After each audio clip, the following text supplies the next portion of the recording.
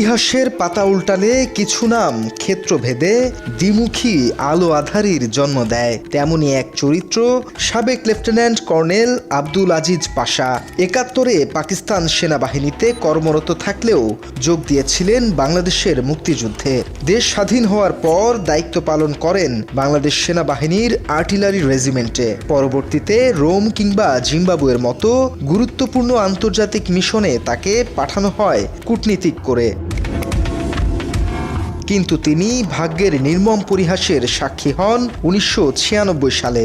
আওয়ামী লীগ সরকার ক্ষমতায় আসার পর তাকে কূটনৈতিক দায়িত্ব থেকে সরিয়ে চাকরিচ্যুত করা হয়, কারণ তিনি ছিলেন ১৯৭৫ সালের ১৫ই আগস্ট দেশের ইতিহাসের সবচেয়ে গুরুত্বপূর্ণ শেখ মুজিবুর রহমানকে উৎখাতের অন্যতম কাণ্ডারি। একই বছরের ৩রা নভেম্বর জেল হত্যাকাণ্ডেও অভিযুক্ত করা হয় তাকে। এরপর দীর্ঘ প্রবাস জীবন শেষে ২০০১ সালের ২রা জুন জিম্বাবুয়েতে রহস্যজনকভাবে মৃত্যু হয় দেশপ্রেমিক এই সামরিক কর্মকর্তার। একটি পুরনো সাদা কালো ছবি, যেখানে এক ফ্রেমে বন্দী মেজর হুদা, তার বোন মাহফুজা পাশা এবং কোলে থাকা এক অবুঝ শিশু। পাশে দাঁড়িয়ে স্বামী লেফটেন্যান্ট কর্নেল পাশা, মায়ের কোলে থাকা সেই ছোট্ট শিশু রাফসানা ওরফে আফসানা পাশা। বাবার মৃত্যুর পর সব ঝড়ঝাপটা একাই সামলেছেন।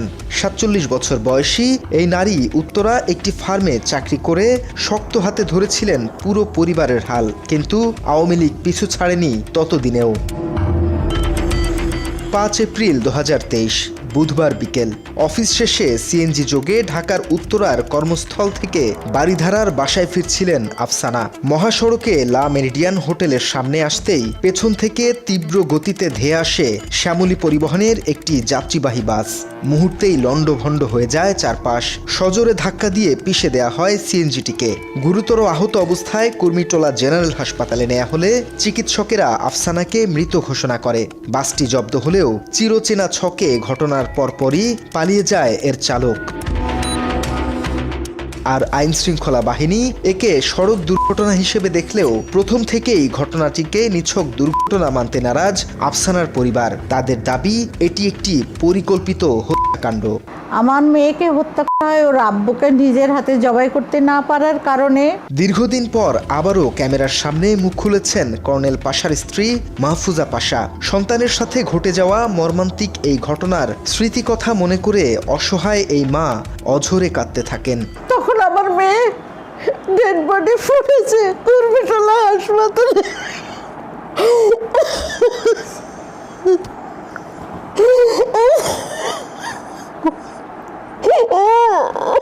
তার অভিযোগের তীর অত্যন্ত সুনির্দিষ্ট এবং লোমহর্ষক। সাক্ষাৎকার এবং তার দেয়া বিভিন্ন গোপন নথির সূত্র ধরে জানা যায়, আফসানার উপর দীর্ঘদিন ধরেই নজরদারি করা হয়। দুর্ঘটনার দিনও তাকে অনুসরণ করা হয় বলে প্রমাণসহ আমাদের কাছে তুলে ধরেছে ভুক্তভোগী পরিবারটি। মায়ের দাবি, বাবার অতীতের রাজনৈতিক ও সামরিক ইতিহাসের জের ধরেই তার একমাত্র মেয়েকে সুপরিকল্পিতভাবে দুনিয়া থেকে সরিয়ে দিয়েছে শেখ হাসিনা। অতীতের রাজনৈতিক ইতিহাস আর প্রতিহিংসার বলি হয়েছে এক নিরপরাধ সন্তান। খিলক্ষেতের সেই বাস দুর্ঘটনা কি শুধুই এক চালকের অসতর্কতা, নাকি পর্দার আড়ালে থাকা কোনো মাস্টারমাইন্ডের নিখুঁত নীল নকশা? এই কুয়াশাচ্ছন্ন প্রশ্নের উত্তর খুঁজতে এখন আদালতের দিকেই তাকিয়ে নিহতের পরিবার। রাফসানার মায়ের অভিযোগ, তার ভাইকে হত্যায় ব্যর্থ হয়ে পূর্বশত্রুতার জের ধরে পৈশাচিক এই পরিকল্পনা করা হয়েছে, যেখানে ব্যবহার করা হয়েছে একটি যাত্রীবাহী বাস। আমার ভাইকে জবাই করেছে, তার নির্দেশে এটা করা হয়েছে, এটা কনফার্ম। কিন্তু এর সাথে সে কাকে দিয়ে করিয়েছে, কার মাধ্যমে, তবে শ্যামলী পরিবহন জড়িত, তাদের বাস, এটা হচ্ছে পাবলিক ট্রান্সপোর্ট। ওই বাসে সেদিন কোনো প্যাসেঞ্জারই ছিল না, খালি কেন আসবে একটা প্যাসেঞ্জার বাস? ঘটনার দিন ওই বাসে কোনো যাত্রী ছিল না বলে দাবি প্রত্যক্ষদর্শীদের। আর এই বিষয়টি ঘটনার পেছনে গভীর ষড়যন্ত্রের ইঙ্গিত দেয় বলে মনে করছে নিহতের পরিবার। সিএনজিকে ধাক্কা দিয়েছে, আই এম শেকিং আজকে আবার। কিন্তু এটা আমি একদম ভাবিনি যে ও আমার মেয়েকে টার্গেট করেছে। আমি ভাবছি যে ওই রোডটা খারাপ, ওখানে ধাক্কা ধুক্কি লাগতেই পারে, এটা বোধহয় ওই রকম। আমি অন্যভাবে নিতেই পারিনি। ঘটনার পর খিলক্ষেত থানায় মামলা হলেও আদালত চত্বরে আসামিদের কোনো অনুশোচনা ছিল না বলে অভিযোগ পরিবারের। উল্টো নিহতের পরিবারকে ওই চালক হুমকি দেয় বিভিন্নভাবে। এই যে এই পাশে ডেট ছিল, ওই ড্রাইভার আসছে কোর্টে, সিএনএন কোর্টে আমাদেরকে হুমকি দিচ্ছে। তাদের মধ্যে বিন্দুমাত্র অনুশোচনা, দুঃখবোধ কিচ্ছু নাই। উত্তরা সংলগ্ন লা মেরিডিয়ান হোটেলের ঠিক উল্টো পাশের রাস্তা। এটি এমন একটি নির্জন এলাকা যার ঠিক পাশেই নেই কোনো বহুতল ভবন, আর পুরো এলাকা জুড়েই তখন ছিল না কোনো সিসিটিভি ক্যামেরা। নিহত রাফসানা পাশার মায়ের অভিযোগ, ঘাতকেরা এমন একটি জায়গাকেই বেছে নিয়েছিল রাফসানা পাশার উপর হামলার জন্য, যা স্পষ্টতই একটি সুপরিকল্পিত হত্যাকাণ্ডের ইঙ্গিত দেয়। আমার মেয়েকে যেদিন হত্যা করে এমন একটা জায়গা সিলেক্ট করেছে যেখানে কোনো বিল্ডিং নেই, মানে সিসি ক্যামেরাও নেই, কোনো সিসি ক্যামেরা খুঁজে পাওয়া যায় না। জাস্ট অনেক নিচে, আমি পরে সব ঘুরেছি, ট্রেন লাইন, ওইটুকু জায়গায় ফাঁকা। আমার বাসা থেকে উত্তরা যেতে ওই ফাঁকা জায়গাটাই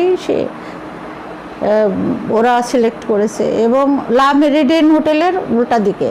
ঘটনার দিন অফিস ছুটির পর বিকেল আনুমানিক 4:15 নাগাদ রাফসানার গতিবিধি অনুসরণ করছিল তার এক সহকর্মী। নিহতের মায়ের দাবি, রাফসানার কর্মক্ষেত্রের সামনে থেকে সিএনজিতে ওঠার সময় চালকের আচরণও ছিল অত্যন্ত সন্দেহজনক। রাফসানার সিএনজি ছাড়ার মাত্র কয়েক মিনিটের মধ্যেই তার সহকর্মী কাদের এবং অন্য আরেকজন রহস্যময় সরকারি এজেন্ট তাকে অনুসরণ করা শুরু করে। তাই আসার সময় উল্টা দিক দিয়ে আসতে হয়, তো আসছিল তখন মনে হয় 4:20, 4টায় অফিস বন্ধ হয়, 4:15 বা 4:20, এবং ওই দিন আমার মেয়ে বের হয়েই অফিসের সামনে ছোট্ট একটা দোকান, ওই দিন সে দেখে সিএনজি ওখানে দাঁড়ানো ফার্স্ট টাইম। তারপরে সিএনজি আলার কথাবার্তাও অসংলগ্ন। তো সে সিএনজিতে উঠে তাদের আমার মেয়ের আসার 5-7 মিনিট পরে বের হয়, এবং সাথে একটা সরকারি এজেন্ট ছিল, তাকে নিয়ে বের হয়, পিছন পিছন ফলো করতে থাকে। দুর্ঘটনার পরপরই সহকর্মী কাদের ফোন করে রাফসানা পাশার দুর্ঘটনার দুঃসংবাদ জানান রাফসানার মাকে, কিন্তু রাফসানা পাশার সাথে তার মা মাহফুজা পাশা কথা বলতে চাইলে অস্বীকৃতি জানান কাদের। প্রথমে ইউনাইটেড হাসপাতালে নেয়ার কথা বললেও পরে কুর্মিটোলা জেনারেল হাসপাতালে নেওয়া হয় রাফসানাকে। সবচেয়ে বড় রহস্যের জন্ম হয় তখন, যখন কর্তব্যরত চিকিৎসক মৃত্যু নিশ্চিত করার আগেই কাদের জানান রাফসানা আর বেঁচে নেই। চিকিৎসকের আগেই কিভাবে মৃত্যুর খবর কাদের জানলেন তা নিয়ে প্রশ্ন তোলেন মাহফুজা পাশা। এবং কাদেরই প্রথম আমাকে ফোন করে বলে কি, আন্টি লিরা তো অ্যাক্সিডেন্ট করেছে। তা আমি চিৎকার করে বলি, লিরাকে দাও। বলে না না, ও তো নেই, আমাকে একজন পথচারী ফোন করেছে। তারপরে বলে, আমি বলি কি তাহলে ইউনাইটেড কোন হসপিটালে নেবো? আমি বলছি ইউনাইটেড হসপিটাল, আমার বাড়ির কাছে নিয়ে আসো। পরে বলে কাদের আবার ফোন করে বলে না, ওকে কুর্মিটোলায় নেওয়া হয়েছে, এবং কাদের নাকি আমার ভাইকে বলেছে লিরা বেঁচে নেই। ও কি করে জানলো? ডাক্তার তখনও ডিক্লেয়ার করে নাই, ডাক্তার ডিক্লেয়ার করলে আমাদের কাছে করবে। কুর্মিটোলা হাসপাতালে রাফসানার মায়ের সাথে কাদেরের দেখা হলেও তার আচরণ ছিল সম্পূর্ণ নির্বিকার এবং স্বাভাবিক।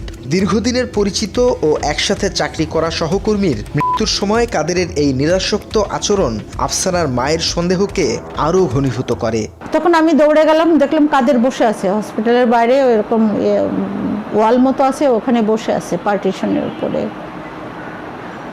তারপর আমাকে উঠে দাঁড়ালো না, আর এবং যে কথা বললো ফোনে, একদম ওর কণ্ঠ সম্পূর্ণ স্বাভাবিক, সম্পূর্ণ। একটা মেয়েকে সে 14-15 বছর ধরে চেনে, আমার মেয়েকে, কোনো রকম অস্বাভাবিকতা তার মধ্যে পরিলক্ষিত হয়নি। মৃত্যুর দিন আফসানার সহকর্মী তামান্না চৌধুরী হাসপাতাল থেকে মৃত্যু সনদ হাতিয়ে নেন, এবং সেই রাতেই আফসানার ব্যক্তিগত ফেসবুক আইডিতে কোনো অনুমতি ছাড়াই রিমেম্বারিং করে দেওয়া হয় বলে অভিযোগ করেন এই ভুক্তভোগী মা। তার আরও দাবি, অফিসের সিসিটিভি ক্যামেরা রহস্যজনকভাবে নষ্ট করে রাখার কারণে সেই তথাকথিত সরকারি মেহমান কে ছিলেন তা সিসিটিভি ফুটেজে দেখা সম্ভব হয়নি। ঘটনার কিছুদিন পরই রাফসানার অফিস সহকর্মীদের বিপুল অর্থ লেনদেন এবং সামাজিক যোগাযোগ মাধ্যমে উৎসব করার ছবি রাফসানার মায়ের এই দাবিকে আরও জোরালো করে। রাফসানা পাশার হত্যাকাণ্ড ছিল কোটি কোটি টাকার প্রজেক্টের অংশ। আমি দেখি ঈদ ছিল, টাকা দিয়ে উৎসব, সেই ছবিও আছে, ফেসবুকে পোস্ট করেছিল, আমি রেখে দিয়েছি। টাকা দিয়ে উৎসব করছে, মানে ওরা কোন নিশ্চয়ই হাজার হাজার কোটি টাকার প্রজেক্ট পেয়েছে আমার মেয়েকে মারার জন্য। দুর্ঘটনার তীব্রতা সাধারণ কোনো সড়ক দুর্ঘটনার মতো ছিল না। উত্তরা রুটের সিমেন্ট ও কংক্রিটের শক্ত রোড ডিভাইডার ভেঙে চুরমার হয়ে যায় এবং সিএনজিটি দুমড়ে মুচড়ে যায়। রাফসানার মায়ের অভিযোগ, ঘাতকেরা মৃত্যু নিশ্চিত করতে বারবার সিএনজিটিকে সজোরে আঘাত করে। আঘাতের তীব্রতা এতটাই ছিল যে মেয়ের মাথার ক্লিপটি তার মগজের ভেতরে ঢুকে যায়। এবং একটা ধাক্কা দেয়নি। এইটা আরেকটি যে একটা অ্যাক্সিডেন্ট হলে একবার ধাক্কা দিয়ে থেমে যায়, তাই না, যে অ্যাক্সিডেন্ট হয়েছে, বারে বার ধাক্কা দিয়ে। উত্তরাতে ডিভাইডার আছে একদম কংক্রিট আর সিমেন্টের, প্রচণ্ড শক্ত। আমি পরে ওইখানে কয়েকবার গেছি, ওই ডিভাইডার ভেঙে ফেলছে, কিন্তু এত ডিভাইডারের সাথে সিএনজিটাকে ভর্তা করে একদম আমার মেয়েকে বের করতে পারেনি কেউ। দুর্ঘটনার পর সিসিটিভি ফুটেজ বা প্রত্যক্ষদর্শীদের তোলা ছবিতে দেখা যায় বাস থেকে চালক নেমে প্রথমে রাফসানার অবস্থা পর্যবেক্ষণ করে। এরপর চালক পালানোর চেষ্টা করলে ঘটনাস্থলে আগে থেকেই হেলমেট ও মাস্ক পরা এক রহস্যময় ব্যক্তি তাকে সুনির্দিষ্ট ইশারা দিয়ে পালিয়ে যেতে সাহায্য করে। ও ড্রাইভার বের হলো বাস থেকে অ্যাক্সিডেন্টের পরে, বেরে প্রথমে সে উকি দিয়ে আমার মেয়েকে দেখলো যে মরেছে না, তারপরে সে পালাবে এদিক ওদিক করছে। আমি ভিডিওটা দিব, আছে আমার কাছে। এদিক ওদিক করছে, তখন ওই মাস্ক পরা লোকটা তাকে ইশারা করছে এদিক দিয়ে যাও, এইখানে, মানে ওরা মানে ওদিকে কোনো ট্রান্সপোর্ট গাড়ি রেখে দিয়েছে, ওকে নিয়ে ভাগবে। রাফসানার মায়ের দাবি, রাফসানা পাশা অত্যন্ত শক্তিশালী একজন মেয়ে ছিলেন। সাধারণ কোনো একটি ধাক্কায় তার মৃত্যু হওয়া কঠিন। এটি একটি সুপরিকল্পিত এবং ঠান্ডা মাথার হত্যাকাণ্ড, যার পেছনে রয়েছে এক বা একাধিক প্রভাবশালী চক্র। অন্যদিকে 2023 সালের 5 এপ্রিল, ঘড়ির কাঁটায় তখন রাত 12টা ছুঁই। সড়ক দুর্ঘটনায় নিহত রাফসানা পাশার পরিবার যখন শোকে স্তব্ধ, তখন খিলগাঁও থানায় চলছিল এক ভিন্ন আয়োজন। অভিযোগ উঠছে, নিহতের মামাকে আটকে রেখে ওপরের মহলের নির্দেশে নিজেদের মন মতো এজাহার লেখে পুলিশ। একটি হত্যাকাণ্ডকে স্রেফ সড়ক দুর্ঘটনা বানানোর সেই নীল নকশায় জোরপূর্বক নেওয়া হয় স্বাক্ষর। আমার ছোট ভাইকে পরে থানায় নিয়ে যায়, নিয়ে যেয়ে বসিয়ে রাখে। এজাহার আমার ভাইকে লিখতে দেয়নি, কিন্তু ওরা ভিতরে বসে উপরে ফোন করে করে নিজের মন মতো করে এজাহার লেখে। এবং এটা একদম একটা দুর্ঘটনা, রাস্তায় দুর্ঘটনা হয়ে আমার মেয়ে মারা গেছে, ঠিক এইভাবে লিখে। কিন্তু এর চেয়েও বড় ধাক্কা আসে ভুক্তভোগীদের নিজেদের আইনজীবীদের কাছ থেকে। মোটা অঙ্কের ফি নিয়েও মেজর সারোয়ার কিংবা ব্যারিস্টার তানজিমের মতো আইনজীবীরা আদালতে দাঁড়াননি রাফসানার পক্ষে। উল্টো আওয়ামীপন্থী আইনজীবী তানজিমের বিরুদ্ধে ভুক্তভোগী পরিবারকে হোয়াটসঅ্যাপে হেনস্থা ও হুমকির অভিযোগ উঠেছে। কোনো লয়ারই সঠিকভাবে আমাকে সাহায্য করছে না। আমি মেজর সরোয়ারকে, ব্যারিস্টার ওনাকেও ফিস দিয়েছিলাম, ওনাকেও বলেছি, উনি একবার কোর্টে গেছেন, সেকেন্ড টাইম উনি কোর্টে যাননি মেজর সরোয়ার। ব্যারিস্টার তানজিম বলে, পরে ও আমার থেকে 10,000 টাকা নিয়ে কোনো কাজই করেনি। এটা শুধু ওই ব্যারিস্টার, ওই অ্যাডভোকেট তানজিম, ও আওয়ামী লীগের অ্যাডভোকেট, ওর কারণে হয়েছে। 10,000 টাকাও নিয়েছে, বেইমানিও করেছে। আবার আমাকে অনেক কঠিন সেগুলো আমার কাছে লিখিত আছে এখনও, চ্যাটিংয়ে, অনেক হোয়াটসঅ্যাপে অনেক বাজে বাজে কথা বলেছে। চলতি বছরের 18 মে দিনটি ছিল রাফসানা হত্যার শুনানির। দীর্ঘ অপেক্ষার পর যখন নিহতের মামা সাক্ষীর কাঠগড়ায় দাঁড়ান, ঠিক তখনই ঘটে এক নজিরবিহীন ঘটনা। বিচারকের ফোনে আসে একটি কল, আর সাথে সাথেই থমকে যায় আদালতের কার্যক্রম। 10 মিনিটের জন্য এজলাস ছেড়ে ভেতরে চলে যান বিচারক। কার ইশারায় থমকে গেল বিচার, এমন প্রশ্ন তোলেন রাফসানা পাশার মা মাহফুজা পাশা। শুনানির পর শুনানি চলছে, 2 মিনিট 3 মিনিট করে এক এক শুনানি হিয়ারিংয়ে। আমাদের যেই টাইম আসছে আমরা গেছি, আমার ভাই অলরেডি ওই যে সাক্ষী দেওয়ার ওখানে উঠে পড়েছে। তখন ফোন এসছে, জাজ ভিতরে চলে গেল, তখন বলছে 10 মিনিট পরে হবে। 10 কেন, ওই সময় কেন ফোন আসলো? তদন্তের নামে তামাশা শুরু অনেক আগে থেকেই। সাধারণত মামলার সাক্ষী করা হয় যারা প্রত্যক্ষদর্শী তাদের। তবে এই মামলার তদন্তে মূল প্রত্যক্ষদর্শীদের আড়াল করতে 10 থেকে 20 বছর ধরে পরিবারের সাথে যোগাযোগহীন দূরসম্পর্কের আত্মীয়দের বানানো হয় সাক্ষী। তৎকালীন পুলিশের রহস্যজনক ভূমিকা পুরো তদন্তকেই ধামাচাপা দেওয়ার চেষ্টা করেছে বলে দাবি রাফসানার মায়ের। সম্পূর্ণ অসংলগ্ন মিথ্যা কথা। সিএনজি ড্রাইভারের উচিত ছিল ওকে সাক্ষী বানানো, আসামি বানানো উচিত ছিল, কিন্তু এটাও বানানো হয়নি। সাক্ষী বানিয়েছি কাদের? যারা 20 বছর 10 বছর আমার আত্মীয়রা যারা যোগাযোগ নেই, আমার মেয়ের কথা শুনে হসপিটালে আসতে দেখতে, তাদেরকে বানানো হয়েছে সাক্ষী। তারা তো কিছু জানেই না, না আগে জানে না পিছিয়ে জানে। আমার সাথে তাদের কোনো কন্ট্যাক্টই নাই 10-20 বছর।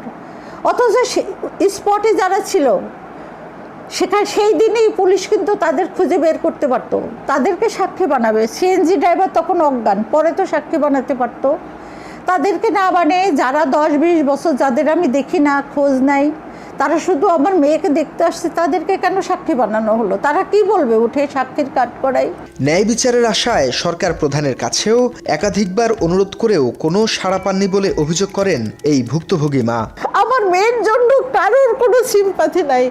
অনেক মেয়ে এই দেশে মারা যায়, মানুষ দৌড়ে যাচ্ছে কেন? তারেক রহমানকেও আমি অনেকবার আবেদন জানিয়েছি, আমার বাসায় আসেন, আমার সাথে একটু কথা বলেন, আমার মেয়েকে হত্যা করা হয়েছে। রহস্যময় এই মৃত্যু নিয়ে এখন আইনি লড়াইয়ে ভুক্তভোগী পরিবার, কিন্তু শুরু থেকেই হোঁচট খেয়েছে মামলার স্বাভাবিক গতি। বাদীপক্ষের আইনজীবী মোহাম্মদ পারভেজ ব্যাপারীর অভিযোগ, আইনি প্রক্রিয়ার শুরু থেকেই বৈষম্যের শিকার হচ্ছেন তারা। ডিসেম্বর 1 তারিখে এই মামলার তারিখ আমার দিয়েছে, ঠিক আছে? মামলা শুনানি হয়েছে কিন্তু 18/5/26 তারিখে। কিন্তু এই মামলায় আপনারা যদি কজ লিস্টটা দেখেন, অন্যান্য কজ লিস্টে মানে এই মামলা এই তারিখে 18/5/26 তারিখ কজ লিস্টে যদি দেখেন, তো অন্যান্য কিন্তু ডেটগুলো পড়ে গেছে, অন্যান্যগুলো আদেশগুলো হয়ে গেছে, কিন্তু আমারটা কিন্তু ডিসেম্বর 1 তারিখে নিয়ে গেছে, এখনও আদেশও নেই। এটি তো একটা বৈষম্য। এটা কোর্ট কেন করতেছে সেটা আমি নিজেও জানি না। পুরো ঘটনার রহস্য উন্মোচনে মামলাটির পুঙ্খানুপুঙ্খ ও পূর্ণ তদন্তের আবেদন জানিয়ে বাদীপক্ষের এই আইনজীবী বলেন, নিম্ন আদালতে ন্যায় বিচার বাধাগ্রস্ত হলে উচ্চ আদালতে যাবে তারা। আমরা চাই যে একটা সুষ্ঠু তদন্ত হোক, এটা যেই অপরাধী হোক তার শাস্তি হোক। পরবর্তী আমরা উচ্চ আদালতে যাব। যদি নিম্ন আদালতে কোনো আমরা যদি না পাই, ন্যায় বিচার না পাই, সেক্ষেত্রে আমরা উচ্চ আদালতে যাব। স্বামী সন্তান সহ পরিবারের সব সদস্য হারিয়ে মাহফুজা পাশা আজ নিঃস্ব। হিসাব নিকাশের ঊর্ধ্বে গিয়ে এই বৃদ্ধ মায়ের এখন একমাত্র আকুতি সঠিক তদন্তের মাধ্যমে মেয়ের প্রকৃত হত্যাকারীদের দ্রুত বিচারের আওতায় আনা। নিজের ভালোবাসা, সন্তানের ভবিষ্যৎ, এমনকি সন্তানকে উৎসর্গ করেছি, আমার ভাইকে উৎসর্গ করেছে, আমার স্বামীকে উৎসর্গ করেছে, আমার জীবনের সুখ শান্তি স্বপ্ন আশা ভরসা সব উৎসর্গ করেছি। তারপরেও আমার কথা শোনার মতো কেউ নেই। বাংলা এডিশন, ঢাকা।